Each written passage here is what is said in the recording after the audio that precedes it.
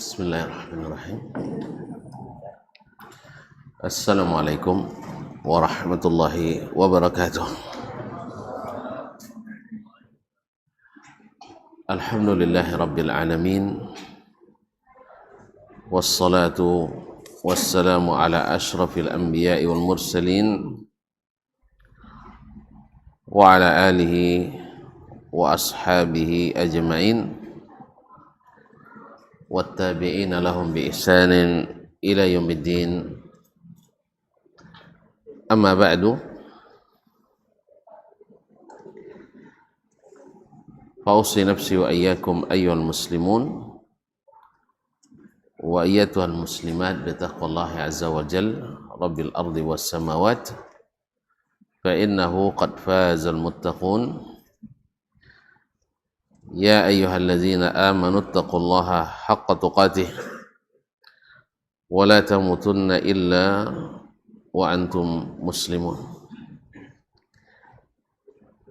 Kaum muslimin, kaum muslimat, al-hadirin wal hadirat wal musyahidina wal musyahidat yang dirahmati Allah Subhanahu wa ta'ala. Alhamdulillah, bersyukur kita kepadanya. Pada kesempatan ini Allah izinkan kita untuk bersama-sama di masjid ini. Mudah-mudahan sebagai tanda ketaatan, tanda syukur kita atas nikmat yang diberikan kepada kita. Mudah-mudahan syukur kita diterima sehingga semakin bertambah nikmat-nikmat Allah yang diberikan kepada kita. Mudah-mudahan dengan demikian kita senantiasa bersyukur kepadanya.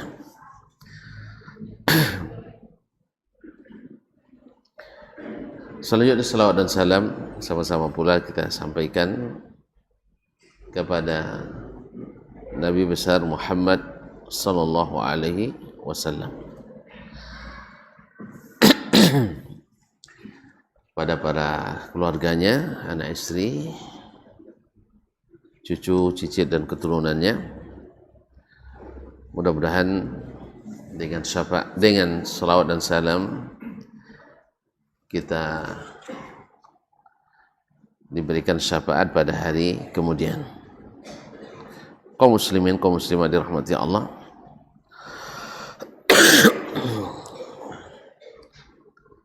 Kembali kita lanjutkan pelajaran kita bersama kitab Adabu Asy-Syafi'i rahimahullahu ta'ala. Sebagaimana kita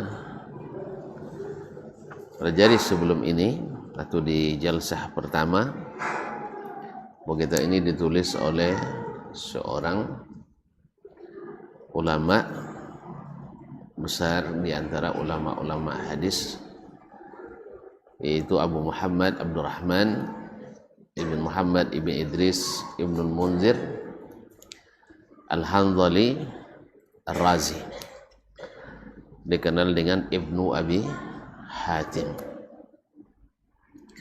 seorang pakar besar, ulama besar, dan juga seorang ahli ibadah. Beliau sangat terpengaruh oleh Al-Imam Asy-Syafi'i rahimahullah, sehingga beliau tertarik untuk mengumpulkan atau menulis kitab ini tentang Imam Asy-Syafi'i rahimahullah yang beliau beri judul dengan Adab Asy-Syafi'i.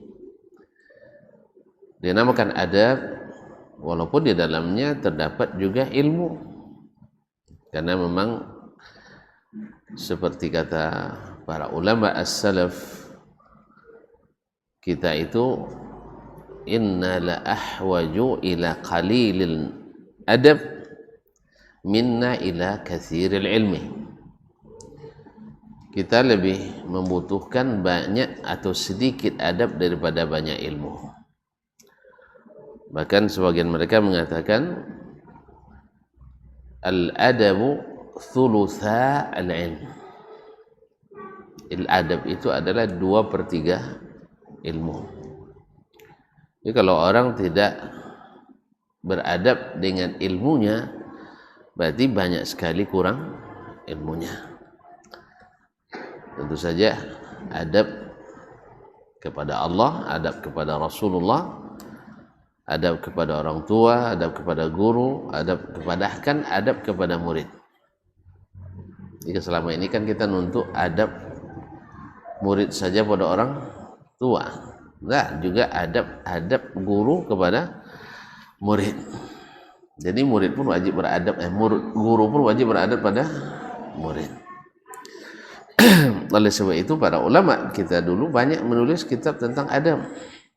Bahkan kalau kita lihat para orang tua dulu ketika akan mengantarkan anaknya kepada guru, maka mereka memesankan kepada anaknya seperti Ibunda Sufyan Ats-Tsauri ketika mengantarkan anaknya belajar, dia katakan unzur ila nafsik salasata ayyam,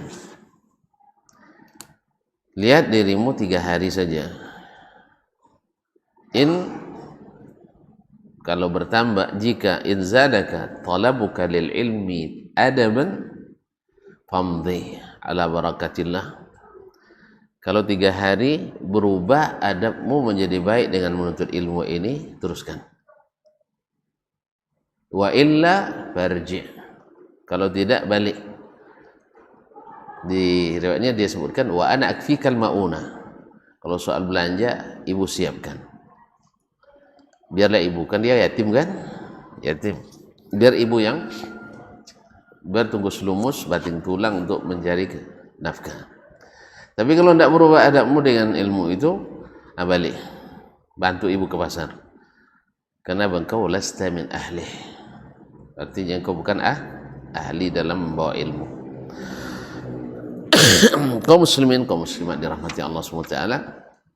Nah, kita pun dalam menuntut ilmu ini juga memerlukan adab.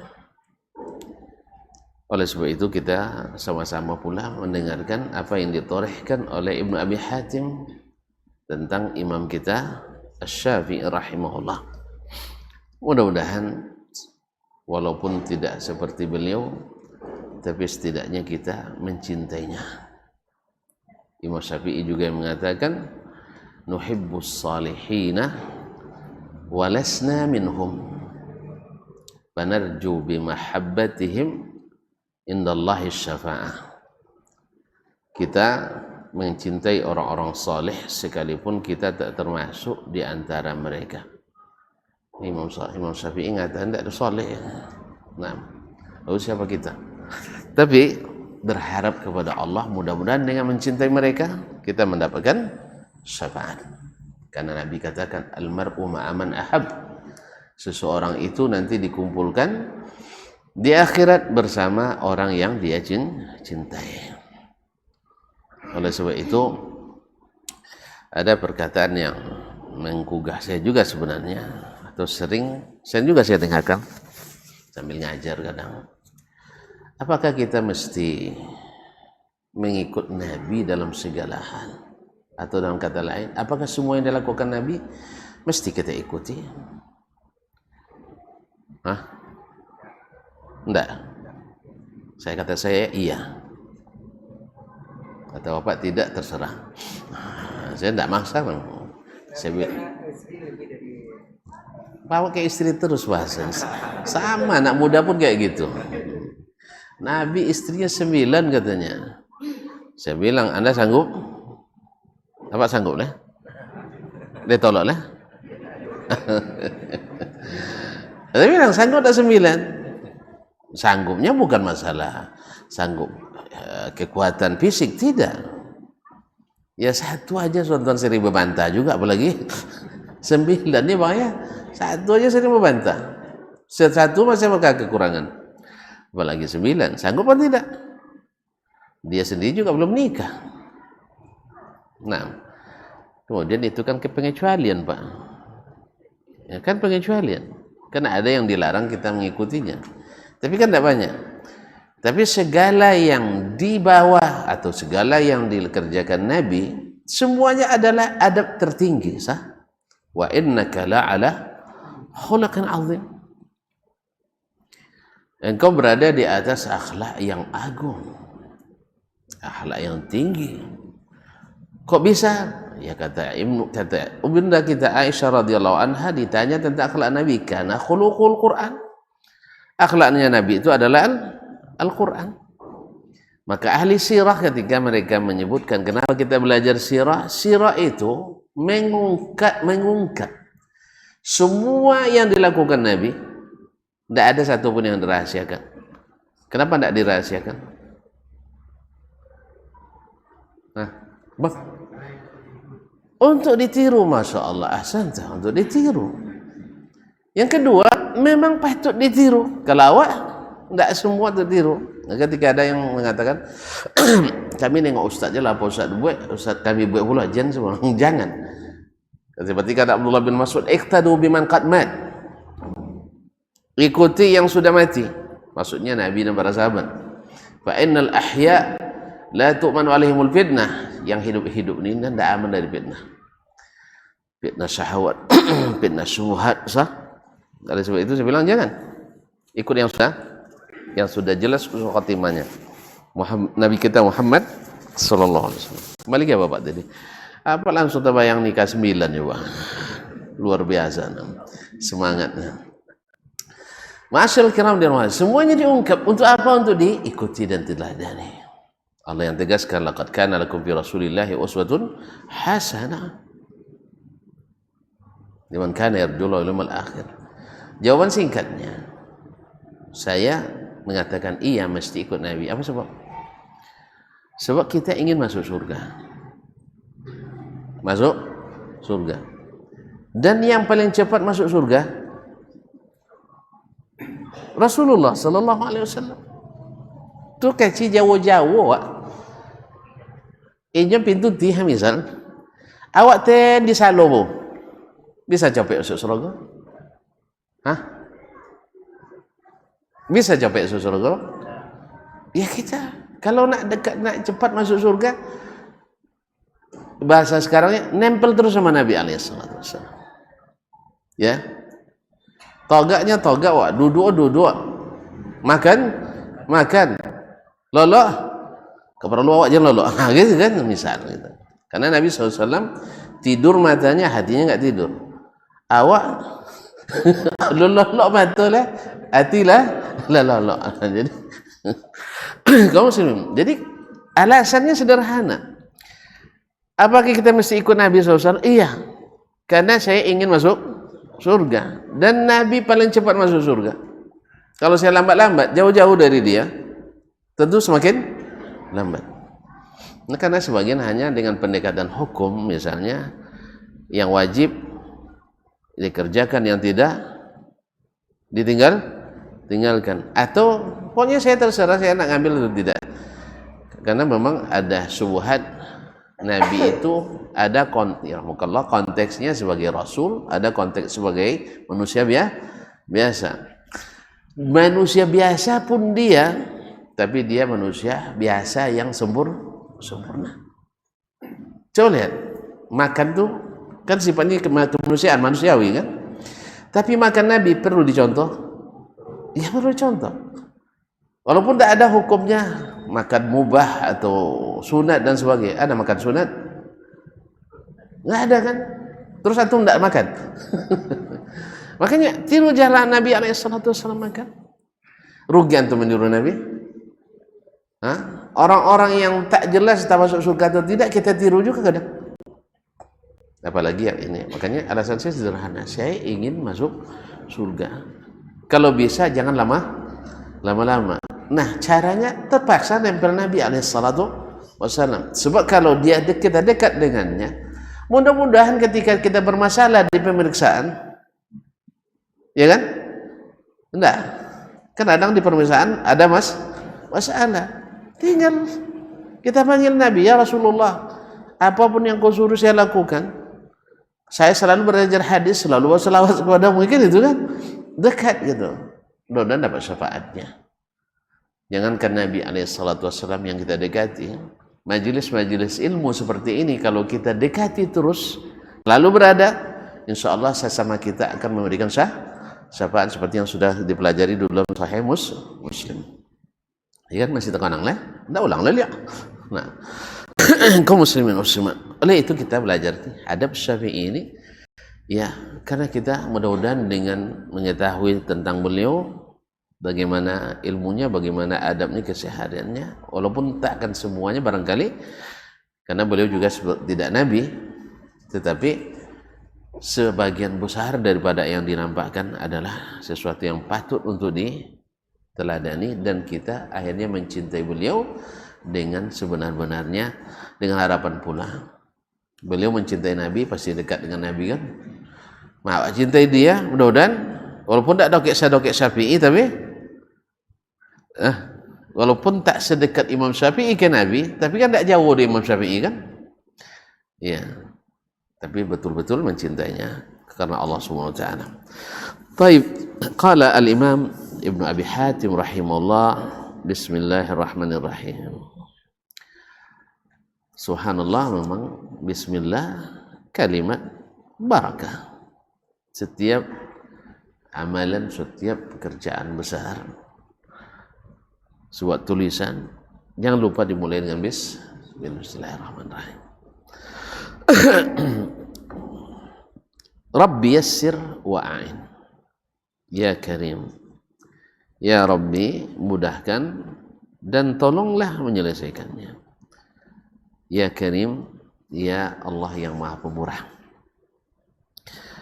Qala akhbarana Syekh, ini rawi rawi kitab ini mengatakan akhbarana Syekh Abu Muhammad Sa'id ibn Ahmad Asy-Syirazi Al-Bayy'. Naam.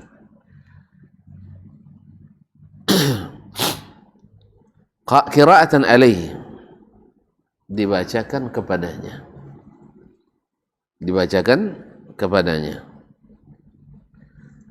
Artinya qira'atan alaihi, murid membacakan kepada syekh, dari kitab syekh dibacakan kepadanya. Wa ana asma', dan saya ikut mendengarkannya. Qala akhbarana Syekh Abu Muhammad, telah menceritakan kepada kami Syekh Abu Muhammad Al-Hasan Ibn Ali Ibn Muhammad Al-Jauhari. Kayak awak banyak Jauhari kan? Ya, sekarang terkenal. Ya. Tapi yang nisbah Jauhari ini banyak. Ada yang muhaddis, ada yang faqih, ada yang lughawi dan sebagainya. Ini yang muhaddis dan juga sekalian lughawi.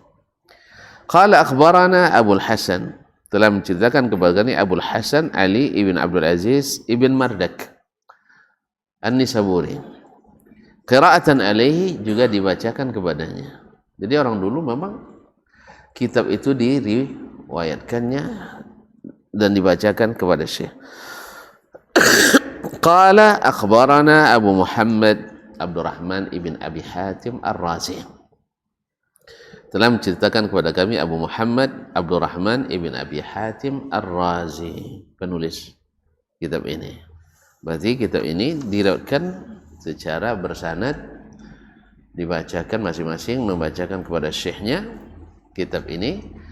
Nah, sampai ke penulis sendiri, Abu Muhammad Abdurrahman ibn Abi Hatim Ar-Razi. Kalau zaman kita lebih banyak ijazahnya, izin riwayat. Kalau orang dulu baca sampai selesai. Kalau kita tidak baca awal langsung ke akhirnya dapat ijazah.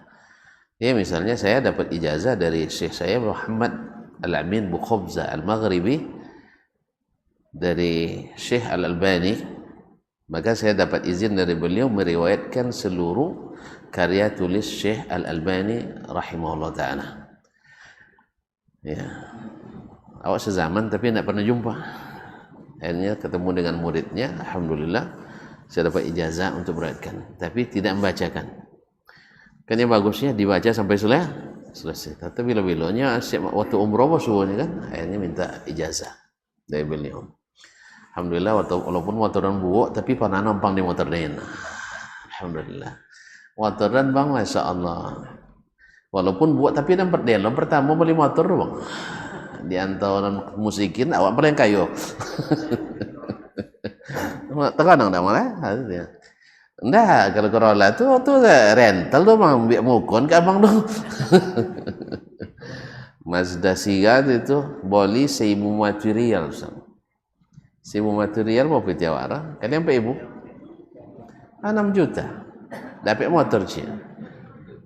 Iya, si Honda dapat dia. Nah, itulah. Ngomong barakah. Bisa apa mau kau deh. Dari 140 aman punya. Nah. Alhamdulillah. Kaum muslimin di tur motor bang banyak masuk orang.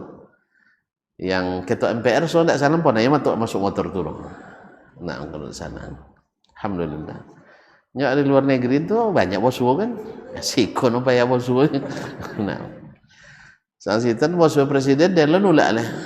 Dibuat dubes kan untuk menemani beliau kunjungan. Cuman dia permintaan tidak dikabulkan daerah. Dalam kabulkan permintaan. Tidak bukan karena itu. Minta menemani beliau ziarah ke makam Nabi, Masjid Nabawi dan sekitarnya.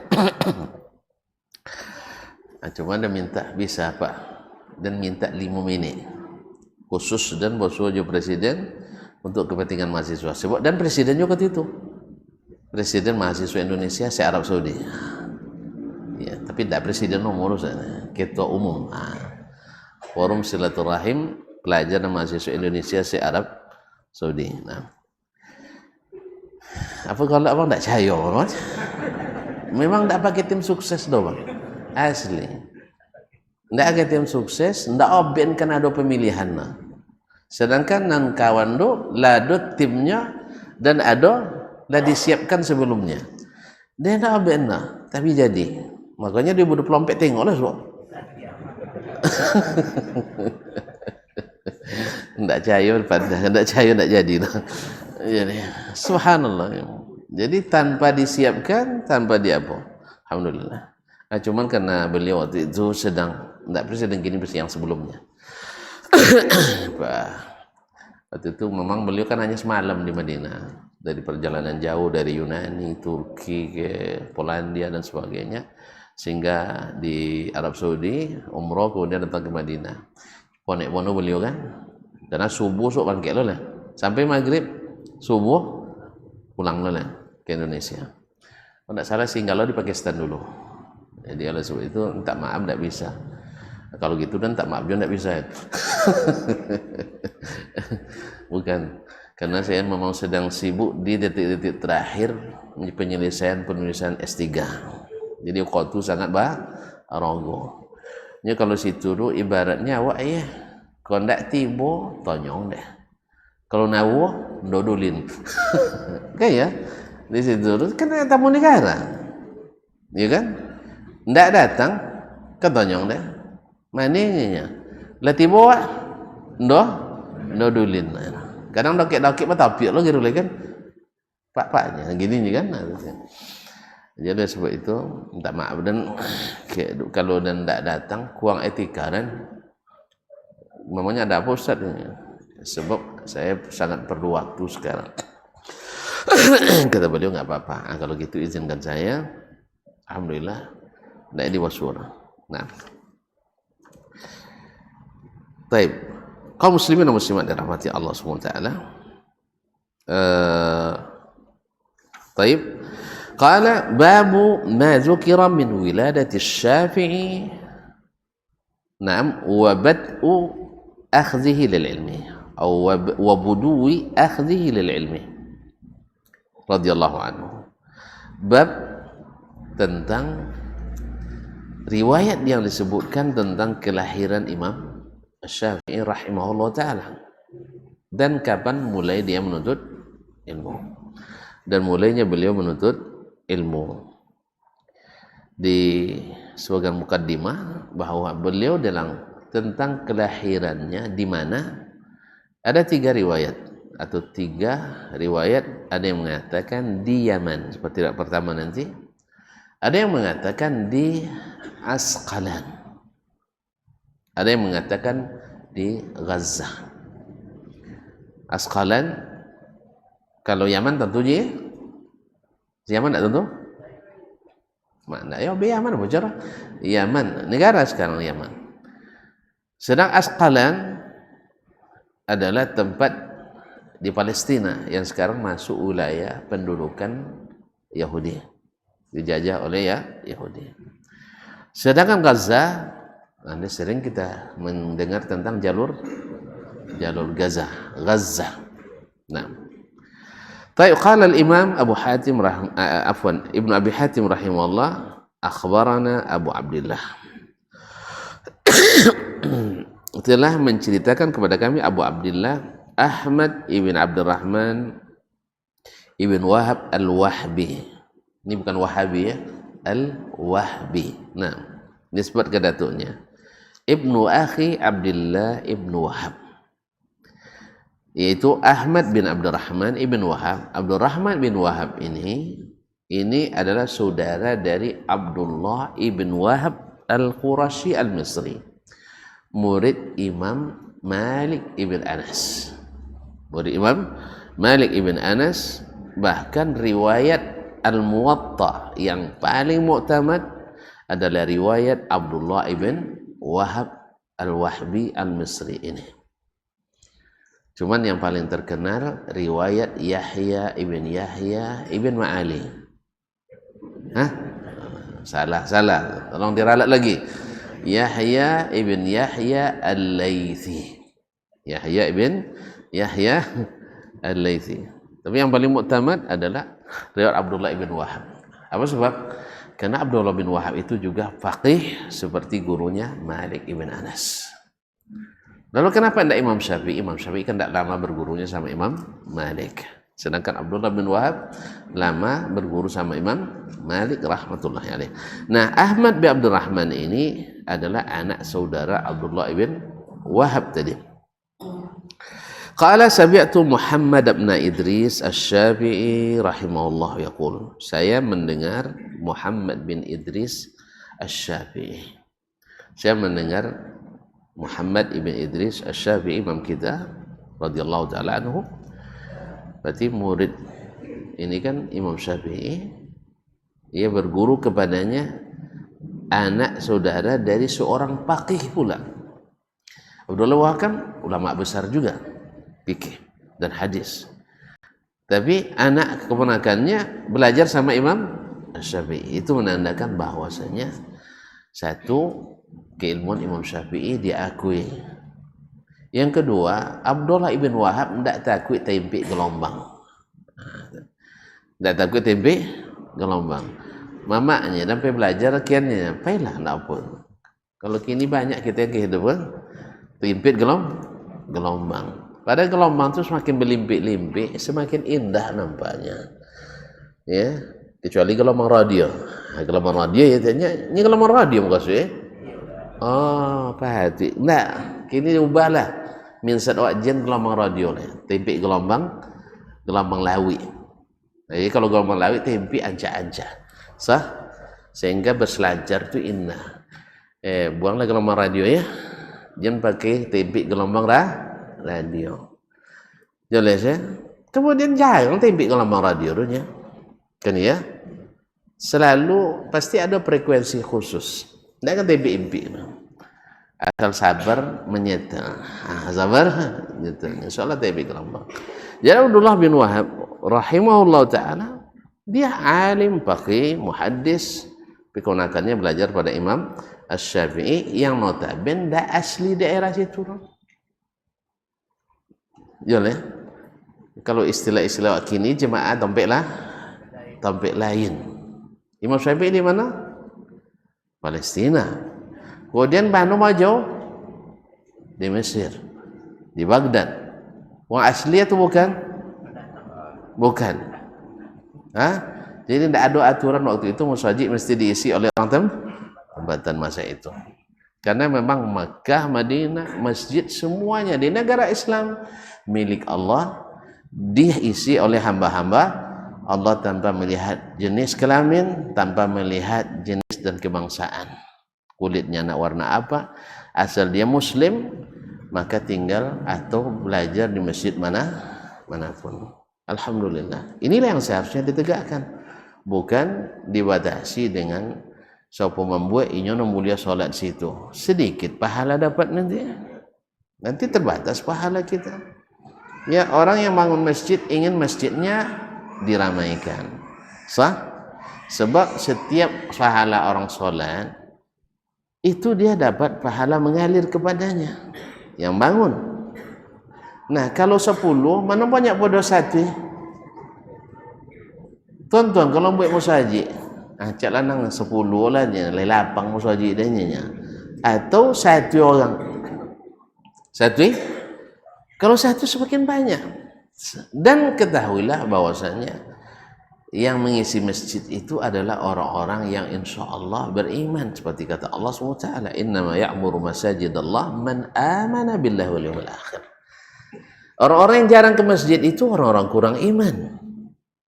Makanya diisi oleh orang-orang beriman, masjid itu semakin besar pahala bagi orang yang.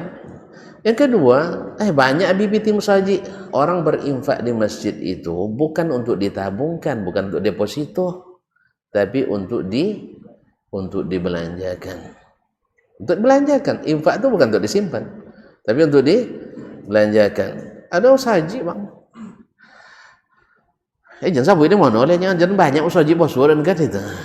Kalau tengok, masya Allah, saldo pembangunan, saldo masjid. Nak salan ompe atui 28 juta. Ompe atui 28 juta. Sudah itu PMBO dua tak sombek wesen.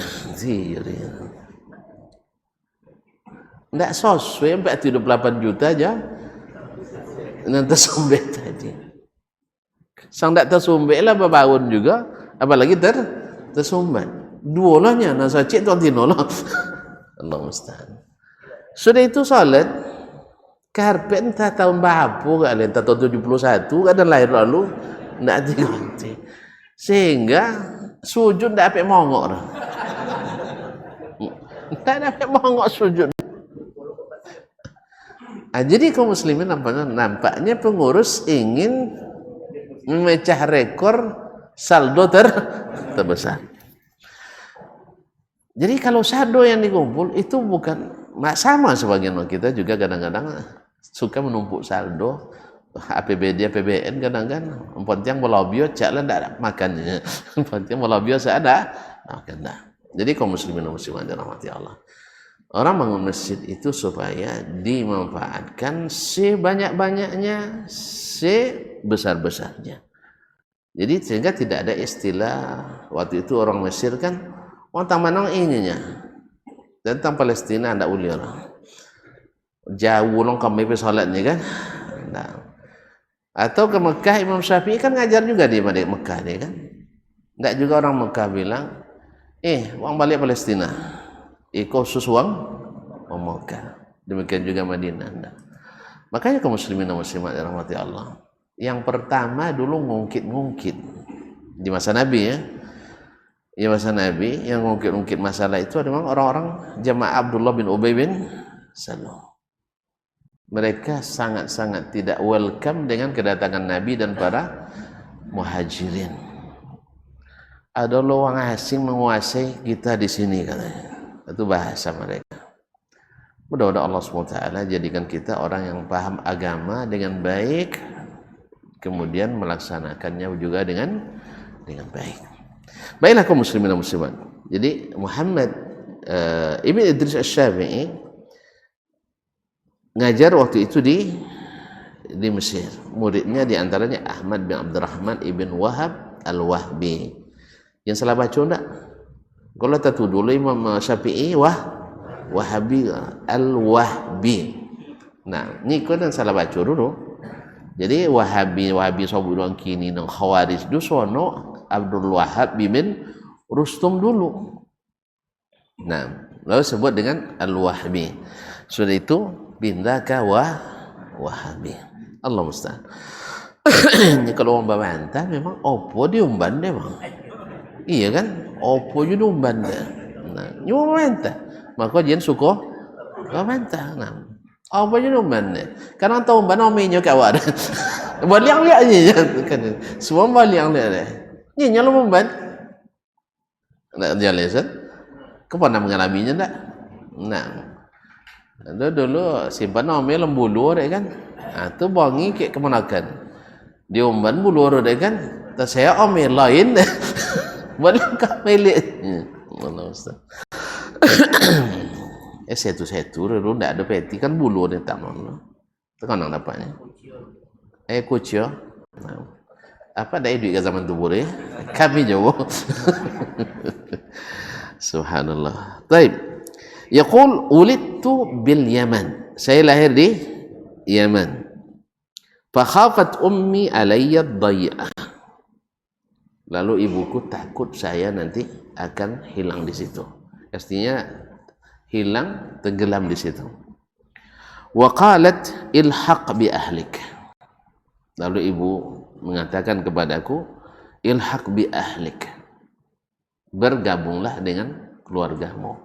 Karena aslinya Imam Syafi'i kan dari Banil Muttalib.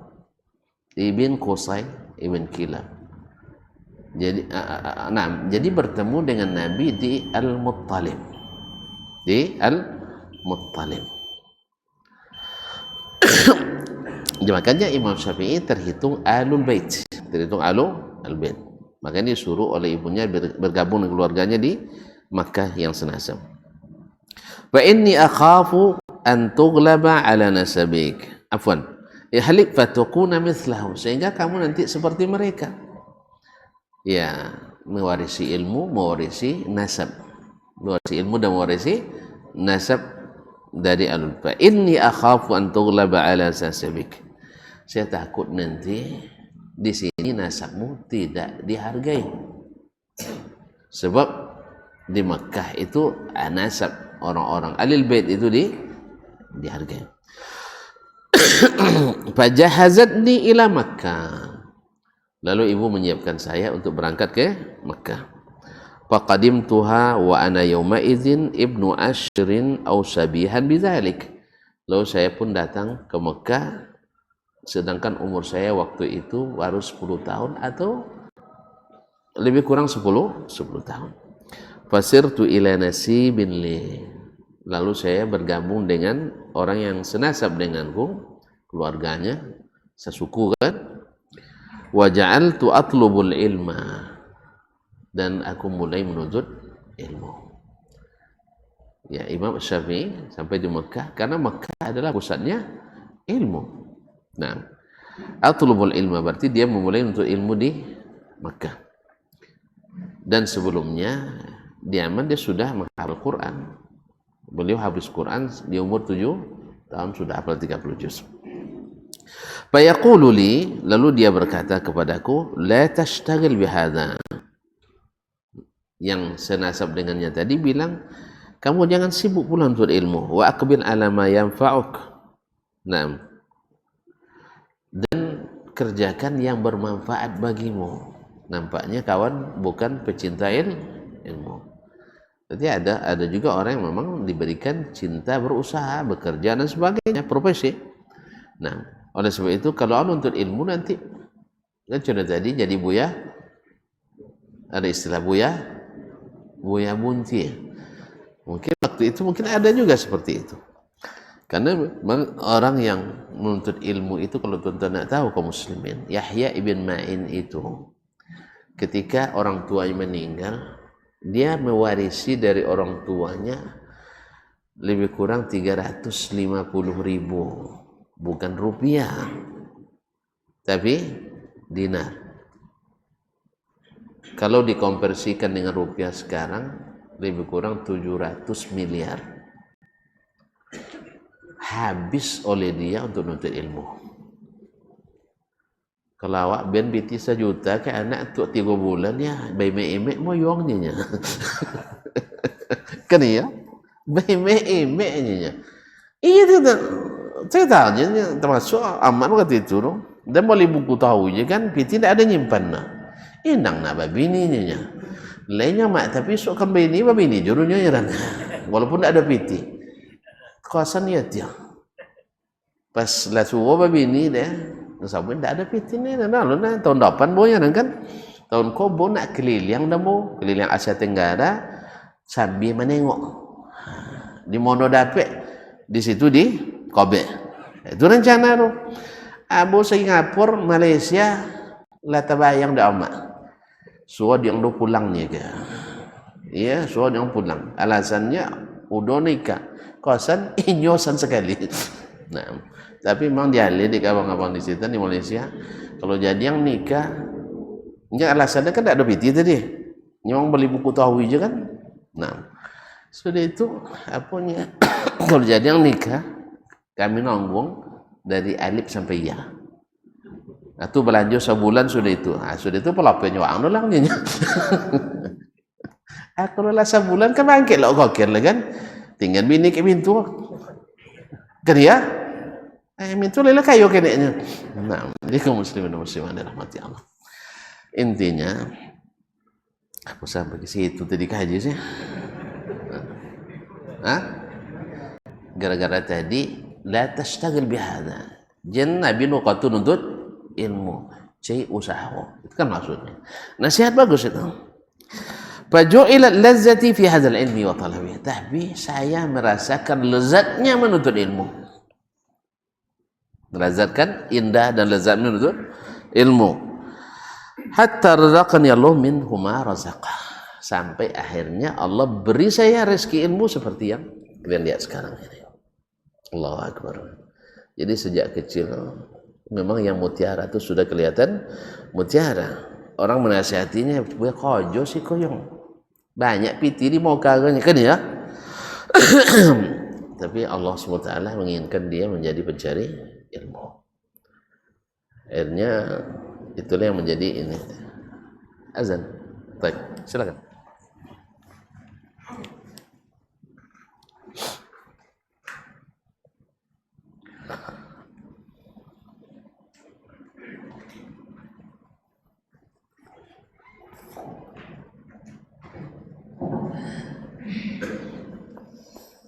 Allahu Akbar, Allahu Akbar. Allahu Akbar. Allahu Akbar, Allahu Akbar. Allahu Akbar. Asyhadu an la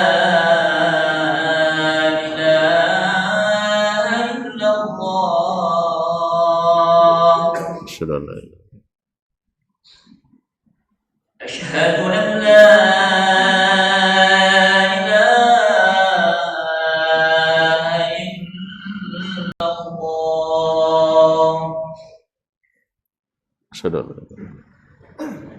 أشهد أن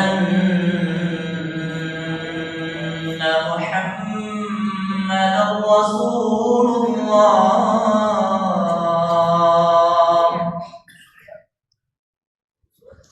Asyhadu. أشهد أن محمدا رسول الله. Asyhadu an la ilaha. حي على الصلاة.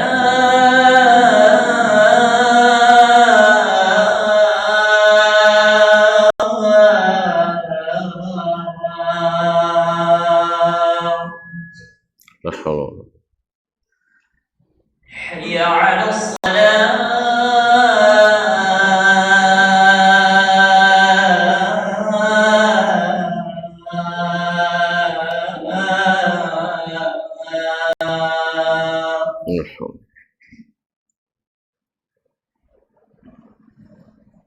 حي على الفلاح.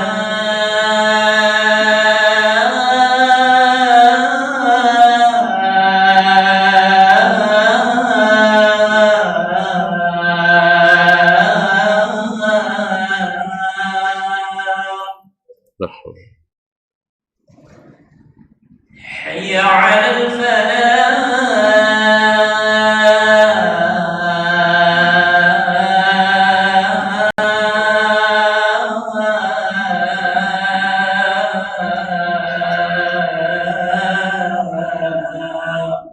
الله أكبر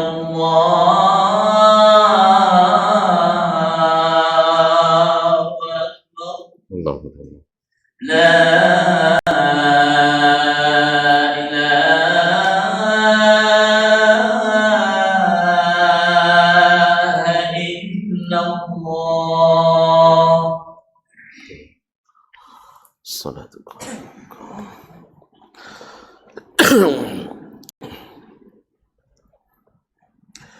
Taib. Jadi kaum muslimin dan muslimah dirahmati Allah, beliau akhirnya diberikan kepadanya hobi atau keinginan. Hobi itu kan min hubbi, yaitu cinta ilmu. Akhirnya dihabiskan waktu untuk menuntut ilmu. Seperti yang akan dijelaskan lagi nanti. Qala akhbarana Abul Hasan, dia mengatakan telah menyampaikan kepada kami Abul Hasan. Qala haddatsana Abdurrahman ibn Abi Hatim, telah menceritakan kepada kami Abdurrahman ibn Abi Hatim. Qala haddatsana Abi, telah menceritakan kepada kami ke bapakku yaitu Abu Hatim Ar-Razi al-Imam. Qala sami'tu Amra ibn Sawad, saya mendengar Amr ibn Sawad yakni Al-Makki.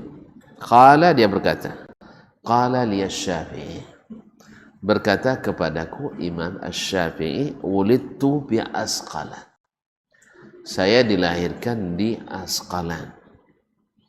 Tadi lahirnya di Yaman. Riwayat Abdurrahman ibnu Wahab Ahmad bin Abdurrahman ibn Wahab ibnu akhi Abdullah bin Wahab. Naam, di sini disebutkan wulidtu bi Asqalan, saya lahir di Asqalan. Imam Az-Zahabi menyebutkan bahwa riwayat beliau lahir di Yaman itu salah, galat. Tapi muridnya Ibnu Katsir, Imam Ibnu Katsir mengatakan sebenarnya tidak salah, karena yang dimaksudnya adalah al-qabilah.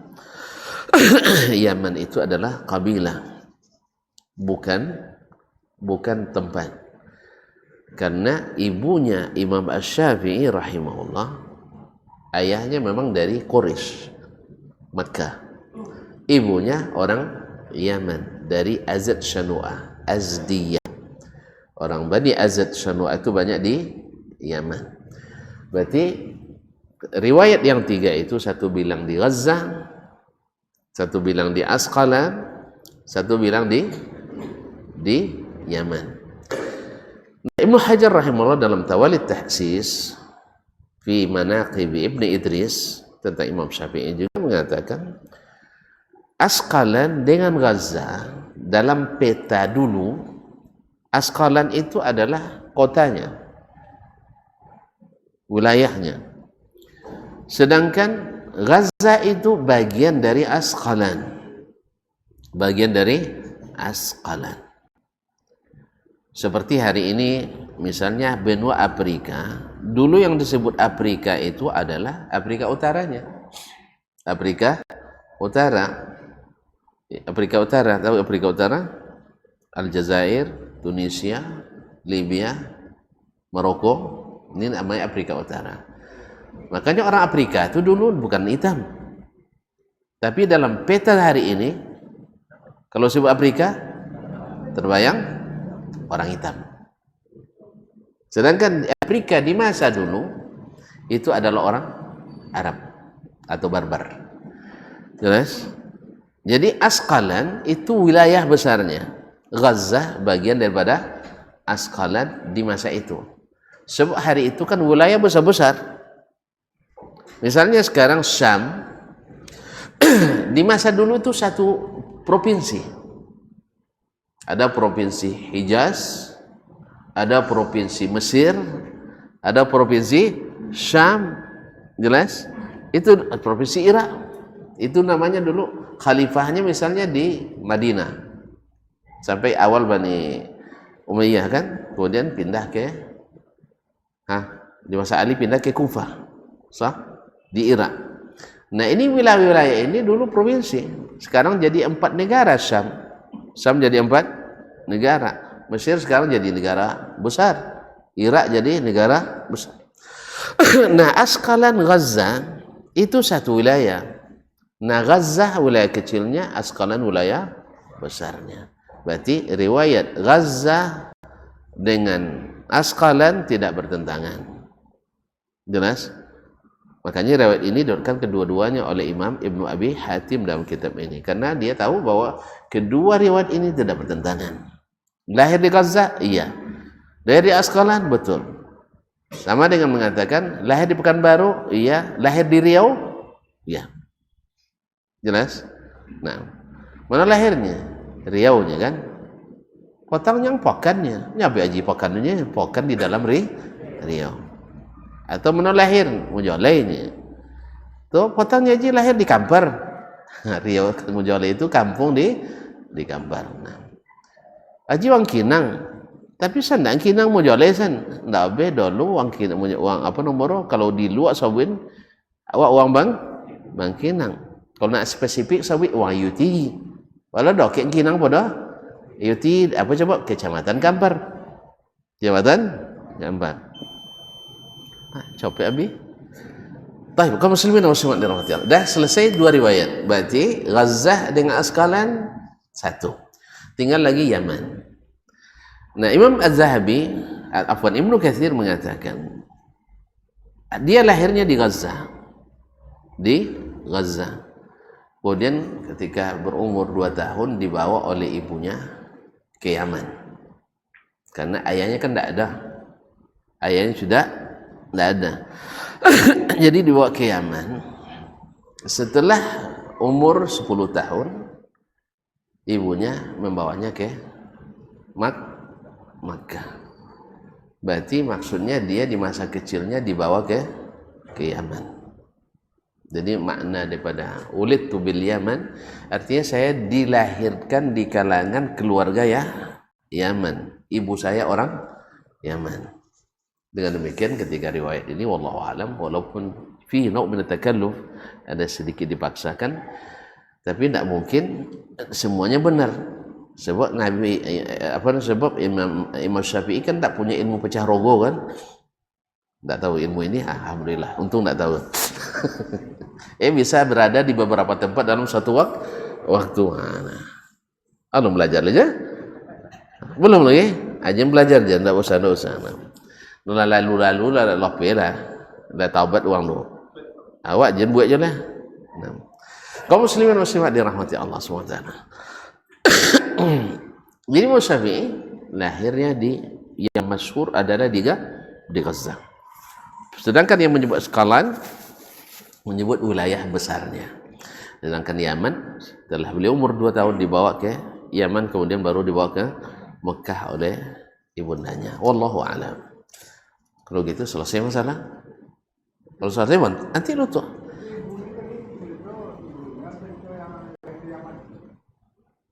Apa tuh?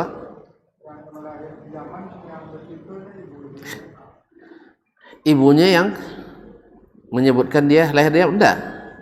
Imam Syafi'i sendiri. Tapi Ahmad kalau dikaji secara sanad tuh, sanad yang mengatakan Gaza dan Asqalan lebih sahih. Kita bahaslah kritik sanad jadi itu ya. Sebab Ahmad bin Abdurrahman ibn Wahab walaupun saduq tapi kadang-kadang yahim, kadang-kadang keliru riwayatnya. Tapi huwa fi martabatil hasan. Hadisnya dihitung hasan. Dari sisi sanad riwayat yang kedua Gaza lebih kuat. Seperti juga diriwayatkan oleh Imam Al-Baihaqi dalam Manaqib Asy-Syafi'i. Diriwayatkan juga oleh yang lain-lainnya. Nah, jadi sisi kalau nak badu-adu kue riwayat yang mengatakan di Asqalan dan Gaza. Tapi daripada digugurkan maka dijamak oleh Imam Ibnu Hajar seperti tadi. Kalau tu gugurkan juga? Baik.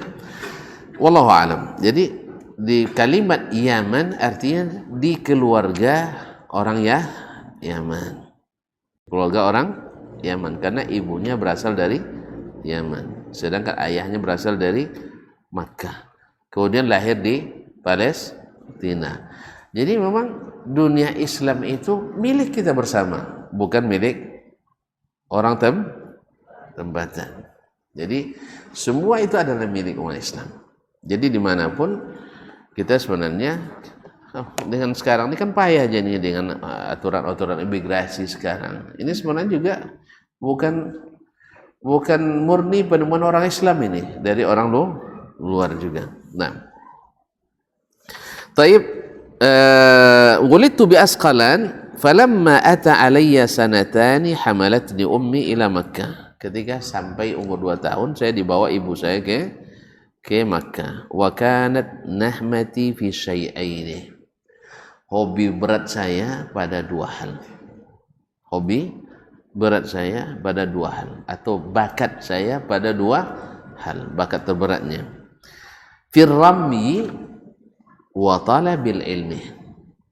2 yang paling saya sukai memanah dan menuntut ilmu. Masya Allah. Pandai mana sih? Baik. Coba kita lihat. Fadiltu minar rami. Akhirnya saya mahir memanah hatta kuntu usibu min asyaratin asyarah. Sampai saya 10 tembakan, 10-nya kena. Jadi berapa nilai? 1-nya.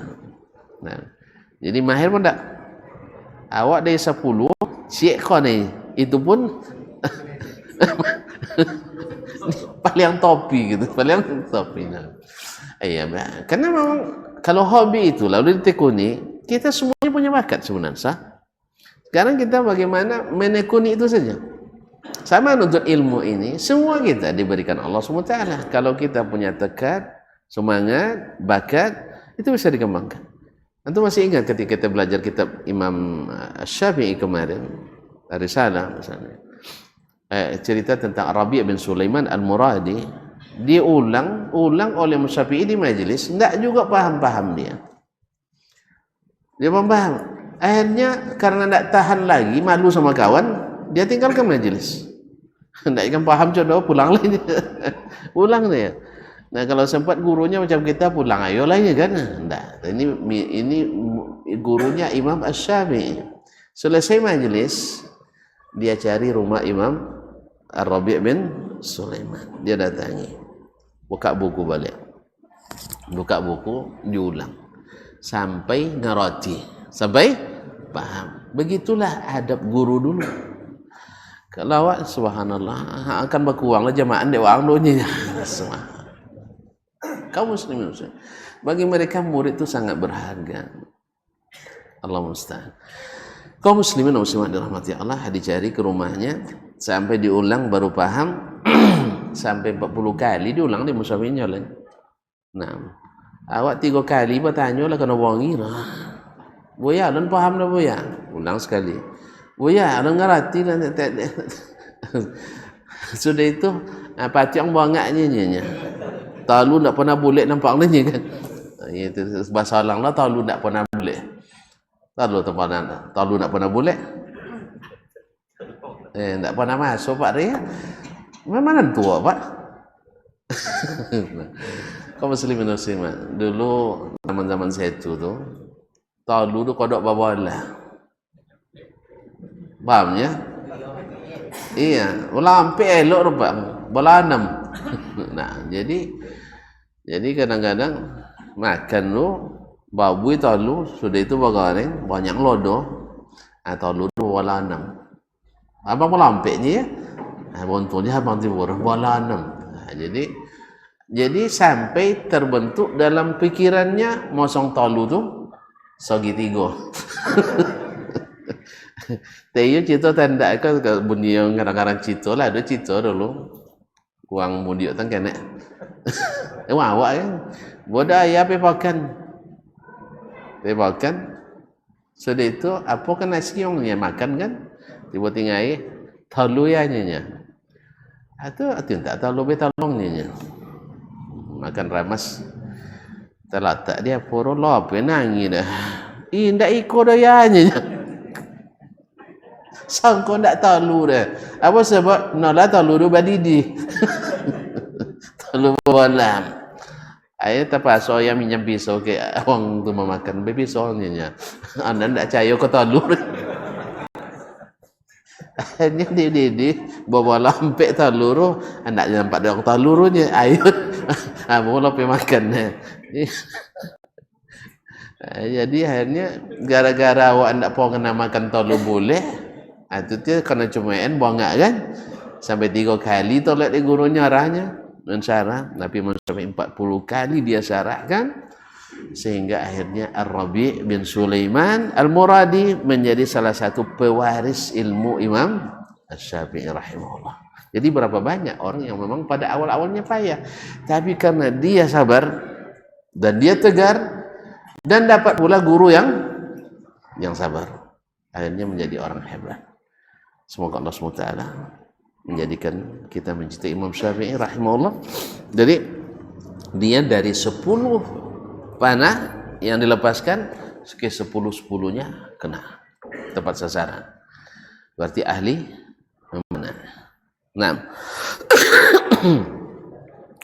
taib wasakata anil ilmi, tapi dia tidak mau menjelaskan tentang ilmu. Seperti apa dia?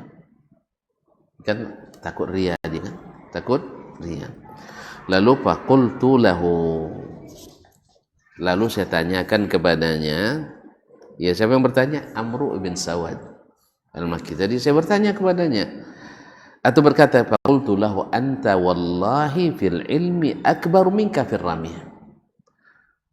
Engkau wahai imam dalam ilmu lebih dahsyat daripada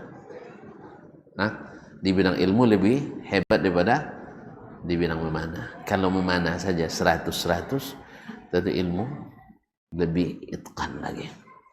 Dia diakui oleh muridnya tadi, Amr bin Sawad ini salah seorang juga fuqaha Makkah di zamannya yang jadi rujukan fatwa dari murid Imam Asy-Syafi'i rahimahullah ta'ala. Oleh itu kaum muslimin dan muslimat yang mata Allah SWT, saya teringat sebuah buku judulnya Indama Kanal Kibaru Talamizah. Di saat orang-orang besar itu masih jadi murid. Saat orang-orang besar itu masih jadi murid. Memang yang besar selalu melahirkan yang besar-besar pula. Tapi dengan syarat ikhlas, sabar. Ikhlas, sabar. Karena ada kata hikmah yang mengatakan suatu pekerjaan besar direncanakan oleh orang-orang hebat,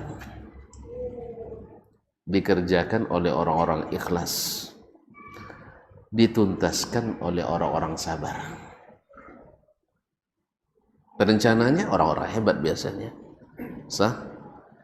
Siapa yang melaksanakan eksekusinya? Orang-orang ikhlas. Dalam segala keadaan dia siap melakukan. Tidak perlu. Kadang-kadang pekerjaan besar kadang-kadang dilaksanakan oleh orang yang tidak punya kemampuan besar, tapi bisa dengan syarat dia sabar.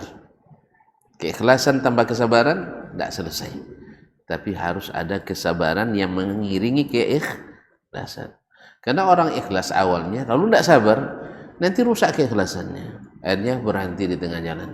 Nasallallahu alaihi wasallam. Baik, barangkali sampai di sini dah dulu, atau ditamatkan kitab ini malam? Besok aja lah. Kita sekarang sudah tahu lahirnya di Gaza atau di Asqalan, kemudian ibunya membawanya ke Makkah umur 2 tahun, kemudian juga dibawa ke Yaman, sehingga kalimat dilahirkan di Yaman itu dari keluarga Yaman. Dan beliau diberi hobi yang sangat berat, memanah, menuntut ilmu.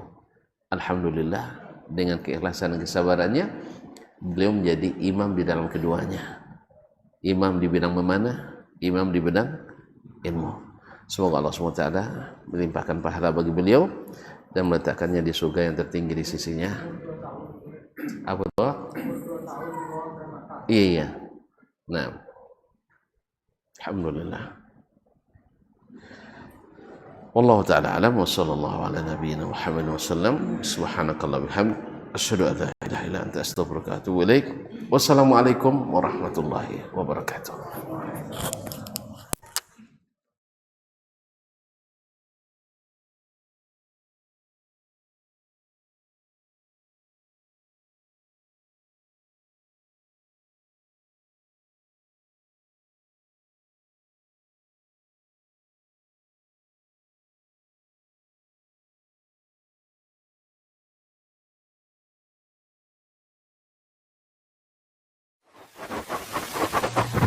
barometer amal kita saleh tak salehnya di salat kita. Bila salat kita ikhlas dan sesuai dengan sunnah Nabi SAW, maka insya Allah amalan yang lain mengikut. Ini aktivitas ini membantu saya di akhirat atau akan menyulitkan saya di akhirat? Kalau seandainya perbuatan itu ternyata akan menyulitkan kita di akhirat kelak, tinggalkan perbuatan itu. Anta ni'mal jund. Kamu adalah sebaik-baik prajurit. Coba lihat. Kamu adalah sebaik-baik prajurit. Maka tujuannya adalah menghancurkan kehidupan rumah tangga.